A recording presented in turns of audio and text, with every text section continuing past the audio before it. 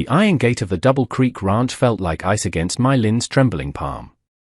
Behind her, miles of unforgiving, snow-covered road stretched back toward the town of Silver Creek, a settlement that had made its judgment of her painfully clear. 3 days ago, the boarding house owner's voice had echoed with a finality that cut deeper than the wind. "I run a respectable establishment," the woman had sneered, looking down her nose at My Lin. "I don't want your kind taking up space here. Find somewhere else." My Lin had tried everywhere else.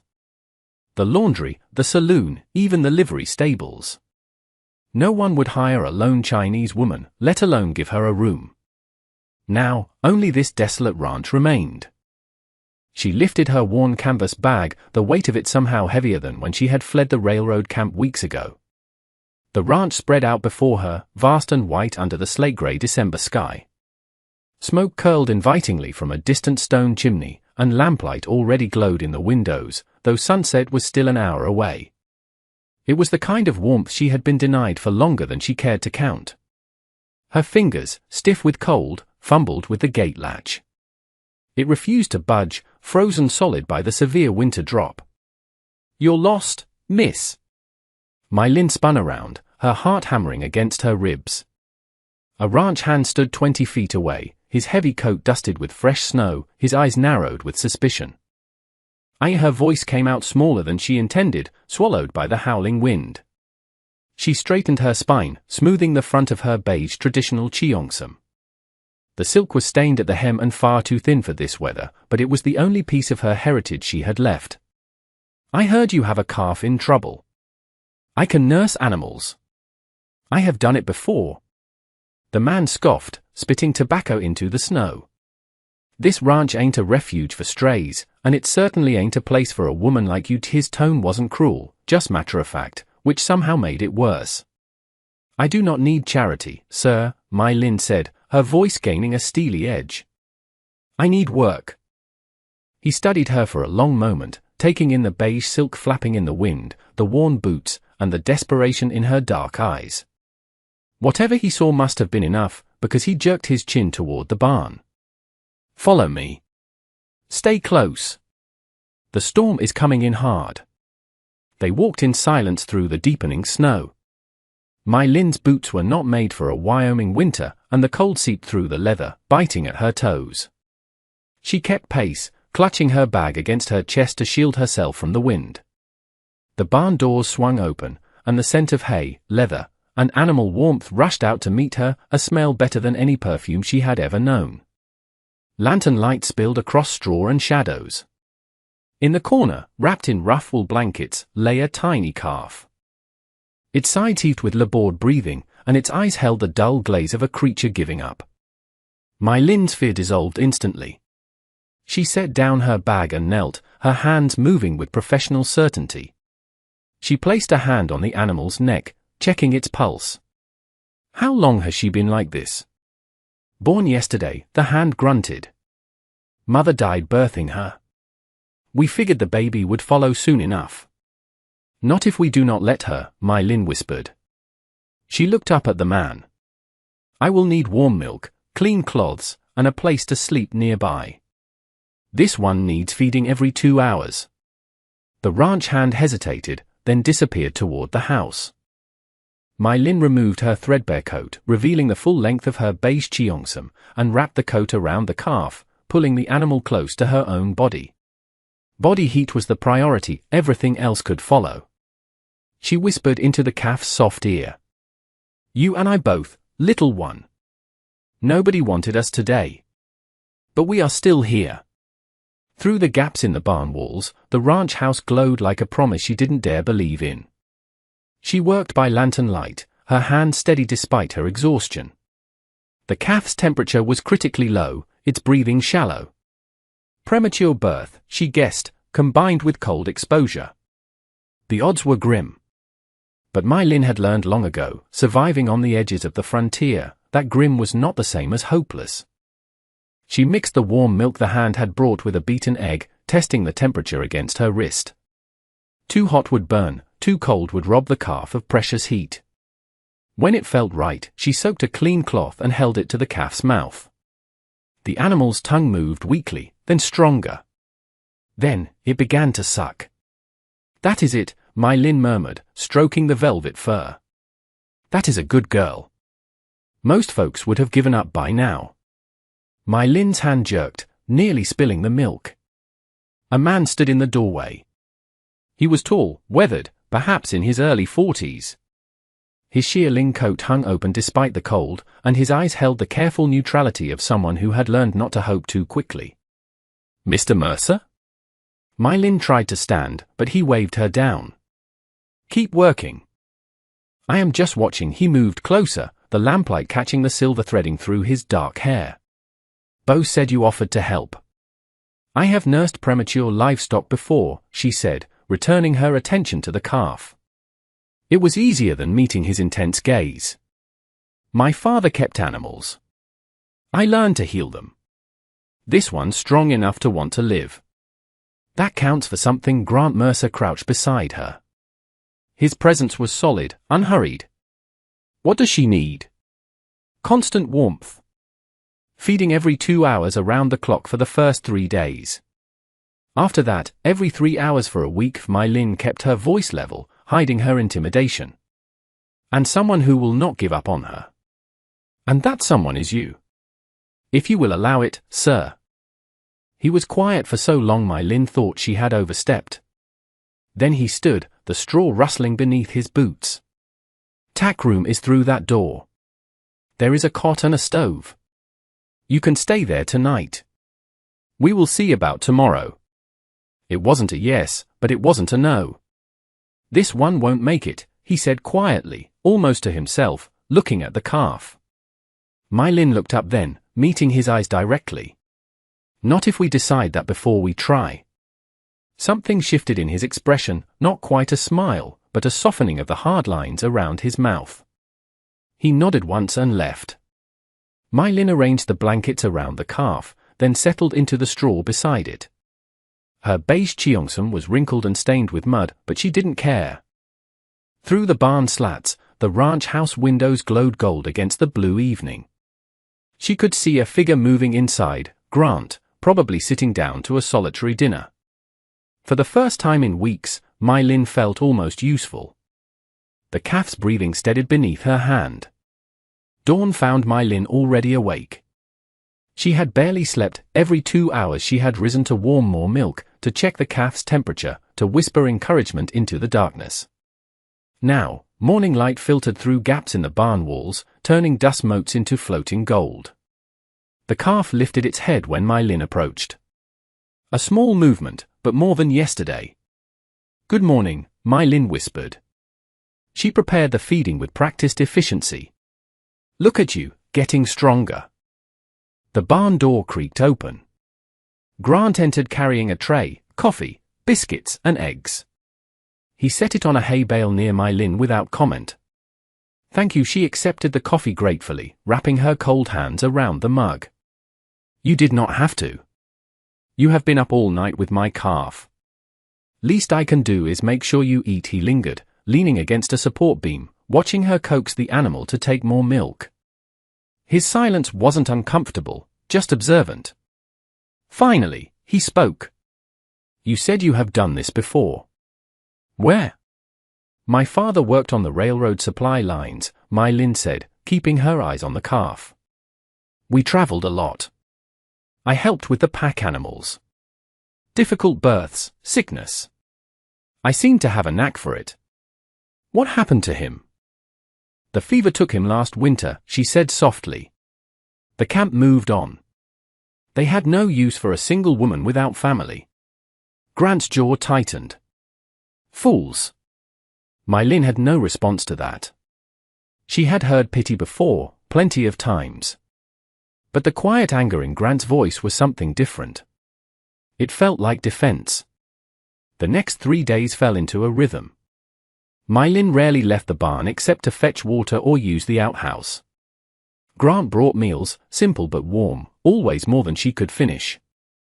Ranch hands came and went, their voices carrying across the yard. "Boss is soft," she heard Bo say one afternoon. "Letting her stay won't last once Christmas passes." He is just being Christian about it. My Lin pretended not to hear. She focused on the calf, who grew stronger with each passing day. By the third morning, the little creature stood on shaky legs, bleating for breakfast. There you are, My Lin laughed, tears pricking her eyes. There is my fighter. Grant appeared at dusk on the third day, December 23rd, Christmas Eve was tomorrow. You don't sleep much, he observed, leaning against the stall door. Neither does Worry, sir. He smiled then, the first real smile she had seen from him. It transformed his face, erasing years of loneliness. Suppose you will want to head to town tomorrow for Christmas services. My Lin's hand stilled on the calf's back. Town. Where the landlady had turned her out. Where shopkeepers looked through her like she wasn't there. Where children pointed at her eyes and her dress. Her silence answered for her? Grant studied her with those careful eyes. Something shifted in his expression. A decision being made. Well then, he said, his voice rough. Reckon you will be here for Christmas. He left before she could respond. My Lin returned to brushing the calf, but her hands trembled. She told herself it was just exhaustion. But deep in her chest, something dangerously close to hope had begun to bloom. Grant Mercer stood at his kitchen window, watching My Lin cross the yard through the morning mist. She moved with purpose despite her obvious exhaustion, the beige silk of her cheongsam fluttering beneath her open coat. Even from here, he could see her lips moving, talking to the animal. She probably did that constantly, her voice a low murmur of encouragement and affection. It had been 5 years since this house had heard a woman's voice. 5 years since Catherine died, leaving him with a silence so profound it had become its own presence. He had thought he preferred it that way, simpler, safer. Then My Lin appeared at his gate with her carpet bag and desperate eyes, asking only for a chance to be useful. And somehow, in 3 days, she had reminded him what life sounded like when someone cared about something other than mere survival. The proper thing would be inviting her to Christmas dinner. But what would that mean? What would people say? The ranch hands already gossiped. If word reached town. Grant turned from the window, his jaw set. Since when did he care about town gossip? He grabbed his coat and headed for the barn. My Lin was singing when he entered, a traditional melody in her own language, the notes haunting and beautiful in the vast empty space. She sat in the straw, the calf dozing in her lap. Grant stopped in the doorway, unwilling to break the moment. Then she glanced up and saw him. The song died, and pink flooded her cheeks. I did not mean to disturb you, he said quickly. That was nice. My Lin gently moved the calf aside and stood, brushing straw from her skirt. Did you need something, Mr. Mercer? He had rehearsed this in the kitchen, but now the words tangled on his tongue. It is Christmas Eve. I thought. If you would be willing. Maybe you would join me for dinner tomorrow at the house. Her eyes went wide. I could not impose. You are not imposing. I am asking. He shifted his weight, feeling foolish. Been a long time since I had company for Christmas. Seems wrong, you being out here alone when there is a warm table inside. My Lin's hands twisted together. Fear, hope, and disbelief chased across her face. Why? The word came out barely above a whisper. Why? It was a fair question. Because watching her care for that calf reminded him what tenderness looked like. Because her laugh when the baby stood up was the first genuine joy he had heard in years? Because she deserved better than eating alone in a cold barn? Because it is Christmas, he said finally. And because that calf is not the only one who needed somewhere warm to be. Her eyes filled with tears. She looked away quickly, nodding. 4 o'clock tomorrow, then he turned to leave, then paused. There is a trunk in the guest room. My sister left some things last time she visited. You are welcome to anything that fits. He left before she could thank him. Before he could see if those were tears of gratitude or something else entirely. The bundle he had wrapped sat on the kitchen table, a thick woolen dress, deep burgundy, sturdy and warm. He had found it in the trunk, true, but he had chosen it specifically. He hadn't planned to ask her to dinner. But this morning, watching My Lin shiver in her thin silk, something in him had decided tomorrow was Christmas. Nobody should be cold on Christmas. My Lin descended the stairs at 3:55 p.m., her heart hammering against her ribs. The burgundy dress fit reasonably well, though she had kept the high collar of her beige cheongsam visible underneath, a layer of silk against her skin to remind her of who she was. She had washed, pinned up her dark hair with a simple wooden stick, and stood before the small mirror in the guest room. The woman looking back wasn't beautiful in the way the town women were, but she wasn't invisible either. Grant waited at the bottom of the stairs. When he saw her, something passed across his face. Recognition, maybe. Or appreciation. Not pity. Never pity. You look, he cleared his throat. That color suits you. Thank you. For the dress. And for, she gestured vaguely at the house. All of this? Come on. Dinner is getting cold. The dining room glowed with lamplight and a crackling fire. The table was set simply but beautifully, good china, a centerpiece of pine boughs. 2 places were set across from each other, not at opposite ends like strangers, but close enough for conversation. Grant served roasted chicken, potatoes, and carrots glazed with honey.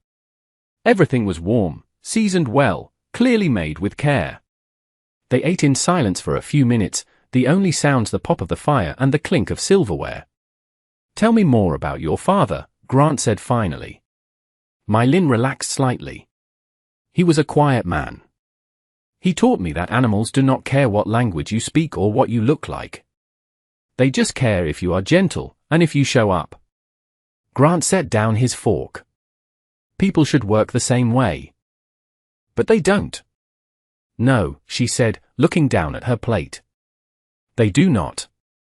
That is their failing, My Lin. Not yours. My Lin's throat tightened.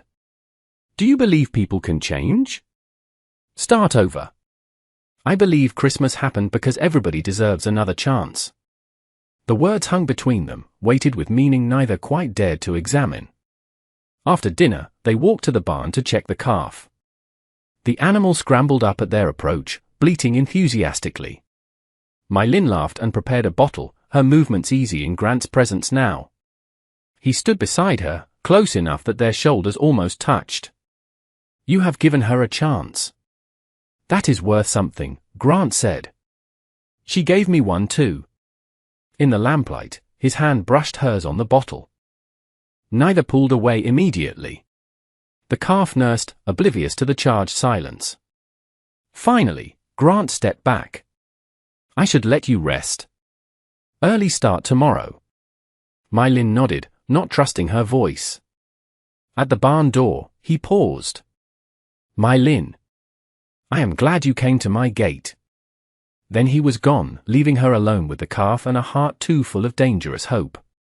The gossip reached Silver Creek by noon the day after Christmas. Bo, the ranch hand, mentioned it while picking up supplies at the general store. Just a casual comment, Boss had that Chinese woman at his table Christmas night. Mrs. Higgins, the store owner's wife, perked up immediately. Oh? The drifter who came through last week. That's the one. Boss is treating her like a guest. Silence rippled through the store. What is Grant Mercer thinking? Someone whispered. Charity is one thing, but Christmas dinner? At his table? With her? Poor man, Mrs. Higgins clucked. Too lonely for his own good. She will take advantage of him, mark my words. By afternoon, everyone knew. By evening, My Lin heard about it. Grant had sent her to town for lamp oil and thread. She had been nervous, but determined she couldn't hide on the ranch forever. The heavy coat Grant had lent her gave her courage. Maybe things would be different now. They weren't. My Lin stood at the counter, coins in hand, while Mrs. Higgins deliberately helped every other customer first. Finally, with exaggerated patience, the woman took My Lin's money. Behind My Lin, 2 voices rose, just loud enough to carry. throwing herself at him. Probably right there in his barn. It isn't right. A woman like that in a decent man's house. She is just looking for a handout. My Lin's hands trembled. She took her purchases and fled, the women's quiet laughter following her into the street.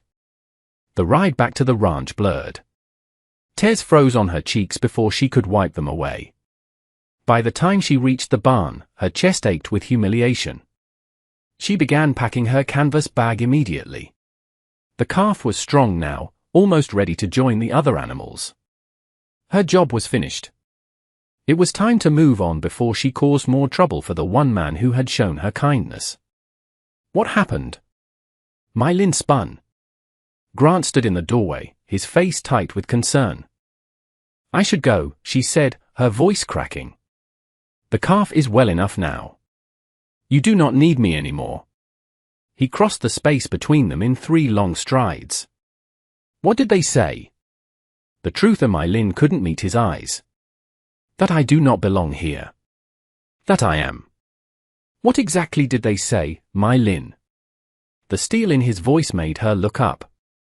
His eyes burned with barely controlled anger, not at her, she realized, but for her. They said I was trying to trap you. That you were too kind to see it. I am causing you problems, Mr. Mercer. People talk. Your reputation. My reputation? Grant's jaw clenched. You are worried about my reputation. You have been nothing but good to me. I will not repay that by making your life harder. He was quiet for a long moment. When he spoke, his voice was controlled but intense. I asked you to stay through New Year's. I don't go back on my word. But those people don't know you. They don't know what you did for that calf, or how hard you have worked. They see what they want to see. He gestured at her bag. You running away won't change that. It will just prove them right, that you were only here for what you could get. My Lin stared at him. And if I stay? Then you stay because I asked. Because I want you here. And to hell with what anyone else thinks. It wasn't a declaration of love, but it was a refusal to let shame win. A quiet rebellion against small-minded cruelty. My Lin slowly set down her bag. The days between Christmas and New Year's stretched long and strange. An uneasy peace settled over the ranch. My Lin tended the now thriving calf and helped with other animals. Grant worked the land, but found reasons to stop by the barn, to check supplies, to bring coffee, to ask her opinion on a horse's injury. Their conversations grew longer, more personal. One evening, he taught her to mend tack, his hands guiding hers on the leather punch. Another night, she shared her knowledge of healing herbs, explaining how the dried roots in her bag could settle a fever. He listened like every word mattered. I thought if I stayed invisible, I would be safe, My Lin said quietly one night. They sat by the barn stove, snow falling softly outside. But invisible just meant alone. Grant stared into the fire. I built walls after Catherine died. Easier than risking that kind of pain again. He glanced at her. You have been quietly dismantling them. My Lin's breath caught. I did not mean to. I know. That is what scares me. The honesty hung between them, raw and vulnerable. On New Year's Eve, Grant appeared at the barn just after sunset. Town is having a gathering tomorrow. New Year's Day celebration. He spoke carefully. I am going. First time in 5 years. My Lin's hand stilled on the brush she had been using on the calf. I would like you to come with me. The words dropped like stones into still water. My Lin understood immediately what he was asking. Not just attendance at a party, but a public statement. An acknowledgement that she mattered to him. That town gossip wouldn't dictate his choices. They will talk, she whispered. They already do. It will be worse after. Maybe. He finally looked at her directly. But I am tired of living my life based on what other people think. Aren't you? My Lin thought of the landlady's cruelty, the whispers in the store, the years of being dismissed, overlooked, and judged before she could speak. And she thought of Grant's kindness, the dinner, his steady presence. "Yes," she said. "I am tired of it.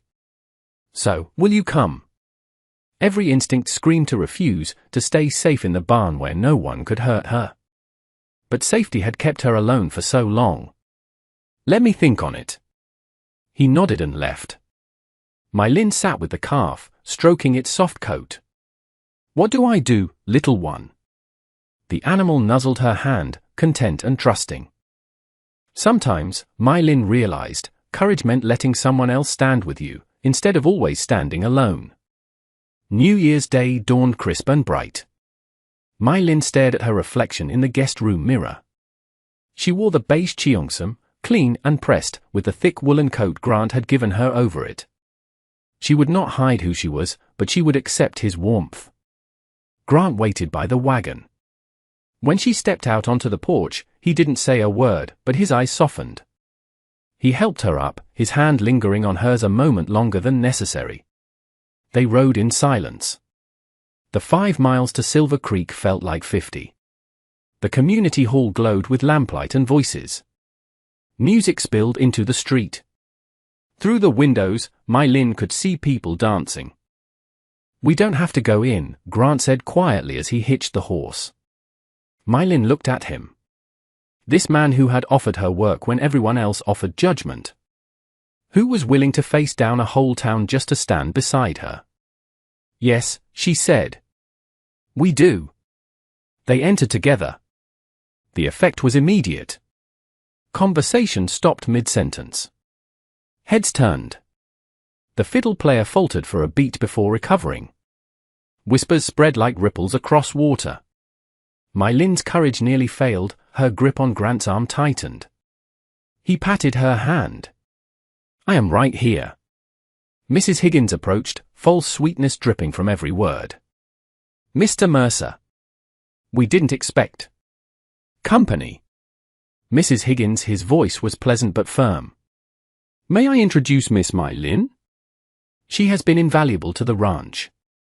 Saved my best calf's life through Christmas week." "How?" "Charitable of you to give her work." The implication was clear, charity had nothing to do with it. Grant's eyes swept the room, making sure everyone heard. "Miss Lynn has more skill with animals than any veterinarian I have met. And more integrity than most people I know." Silence followed. Some faces showed shame. Others, grudging respect. A few remained hard with judgment. Then, something unexpected happened. Old Man Fletcher, a neighboring rancher, stepped forward. "Grant's right. I heard about that calf. My foreman said it was near dead.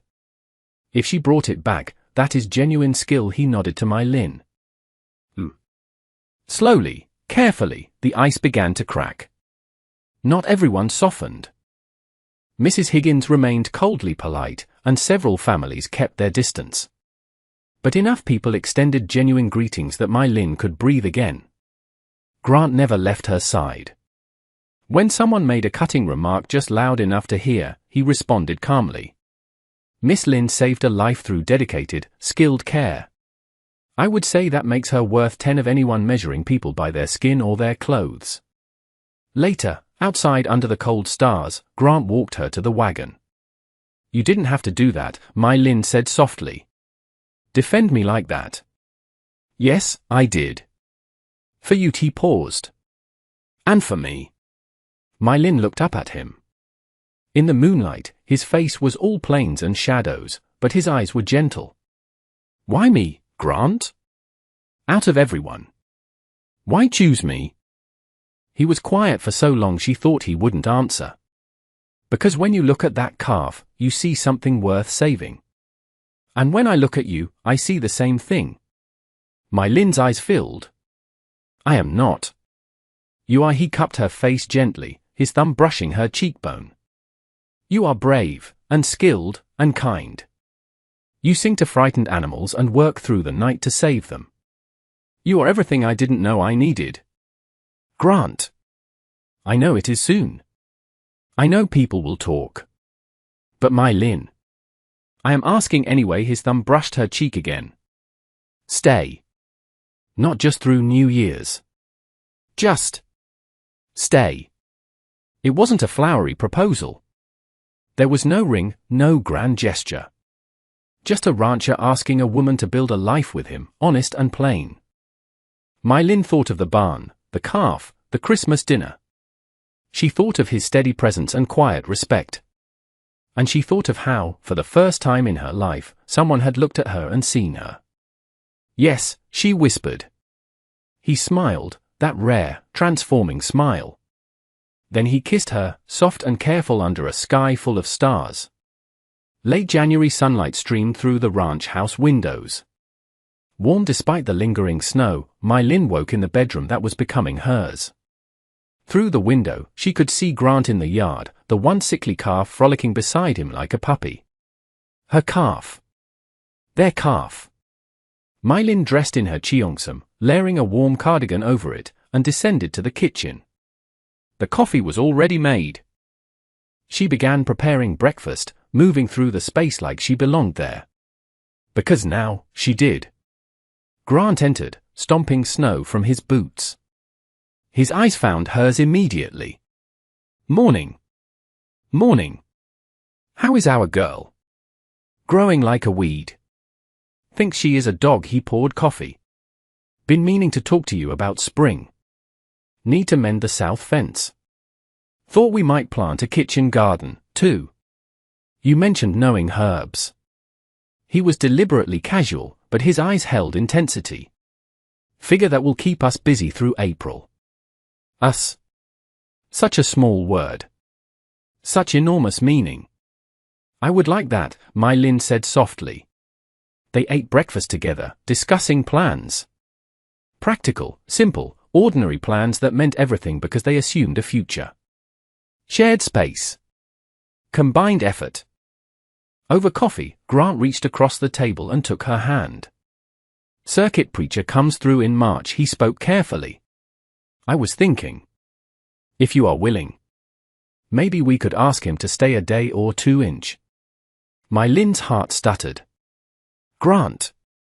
I know it is fast. I know people will say things. His thumb traced circles on her palm. But I don't want to wait anymore. I have spent 5 years alone. Now I wake up and hear you singing in the kitchen, and I can't imagine going back to the silence. You are sure? My Lynn searched his face. About me? Despite everything? I am sure about us, he said firmly. The rest is just noise. My Lynn thought of all the places she had been turned away. All the voices that said she wasn't enough, would never be enough. And she thought of this man who had looked past surface judgments to see her heart. Then yes, she whispered. Yes. They walked to the barn together after breakfast. The calf ran to My Lynn immediately, butting her hand for attention. My Lynn laughed, the sound echoing in the crisp morning air. Grant wrapped an arm around her shoulders. Together, they watched the calf play, watched the sun climb higher, watched the snow begin its slow melt toward spring. Never thought I would get here again, Grant said quietly. After Catherine. Thought that door closed forever. Maybe it did. My Lynn leaned into his warmth. Maybe this is a different door. He kissed the top of her head. A better one, I think. My Lynn caught her reflection in the barn window, herself beside Grant, the beige silk of her dress visible beneath her coat, the calf at their feet. The ranch spread around them in the clear morning light. Not invisible anymore. Not alone. Just seen. Just valued. Just home. Home isn't a place, her father used to say. It is the folks you can be yourself with. My Lynn finally understood. The calf bleated, demanding breakfast. My Lynn prepared a bottle while Grant fetched fresh hay. They worked in comfortable silence, the kind that comes from knowing someone completely and being known in return. Outside, the Wyoming sky stretched blue and endless, full of promise. Inside the barn, two people who had thought they had lost their chances at happiness discovered they had been wrong. And between them, a rescued calf, no longer orphaned, no longer weak, stood as living proof that sometimes salvation works both ways. Sometimes the one who needs rescuing ends up saving someone else. Sometimes love arrives not in grand gestures, but in quiet moments: a gate opened in a storm, a seat at a Christmas table, and a hand that refuses to let go when the world says you are not worth holding on to. Grant's fingers found my Lynn's. She squeezed back. Through the barn door, the morning light painted everything gold.